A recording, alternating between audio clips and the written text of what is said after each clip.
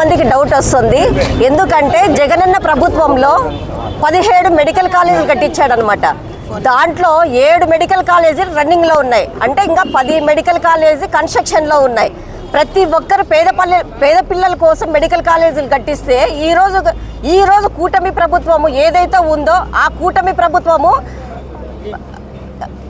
ప్రభుత్వము వేరే వాళ్లకు అప్పగించడం జరుగుతుంది. దాని గురించి ఈరోజు మేము కోటి సంతకాల ఆవిష్కరణ చేసి ఈరోజు సంతకాలు పెట్టించుకోవడం జరుగుతుంది.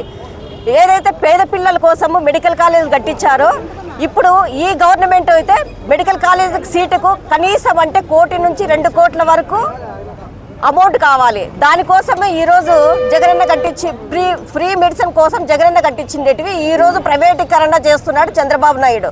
వీళ్ళు చేసింది ఏమీ లేదు, కానీ చెప్పుకోవడం చాలా ఉంటుంది. ఏదైతే మేము చేసిన నవరత్న పథకాలు ఏవైతే ఉన్నాయో అవి మేనిఫెస్టోలో మేము ఇచ్చిన పథకాలు మొత్తం అన్నీ అమలు చేయడం జరిగింది.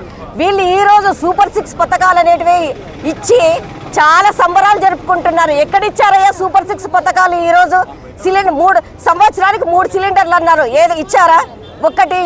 ఒక్కటి కూడా ఇంతవరకు ఇచ్చిన పాపాన పోలేదు. మీరు చేస్తున్నది ఏంటంటే ఫ్రీ బస్సు కూడా ఇచ్చారు, ఆటో వాళ్ళ నోట్లో దుమ్ము కొట్టారు. ఫ్రీ బస్సు మొత్తం స్టేట్ వైడ్గా అన్నారు కదా, హైటెక్ బండ్లకు ఫ్రీ బస్ లేదు, మామూలుగా ఎక్స్ప్రెస్ ఆర్డినరీ బస్సులకు మాత్రమే ఫ్రీ బస్సు ఉంది.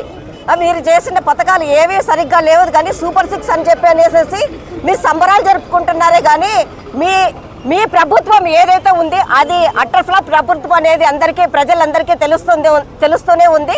రానున్న రోజుల్లో మేము చాలా బాగా అభివృద్ధి చేశాము, చాలా బాగా మా పరిపాలన చేశామని ఈ కూటమి ప్రభుత్వం ఏదైతే చెప్పుకుంటుందో అది ప్రజలలోకి వెళితే వాళ్ళే మీకు ఏ విధంగా సమాధానం చెప్పుతారో మీకే అర్థమవుతుంది.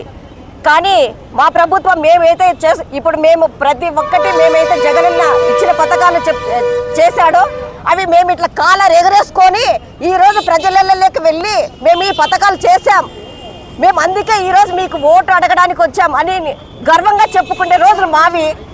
మీ ప్రభుత్వంలో మీరు చెప్పుకుంటే ప్రజలు ఏంతో కొడతారో మాకే అర్థం కావట్లేదు. జై జగన్.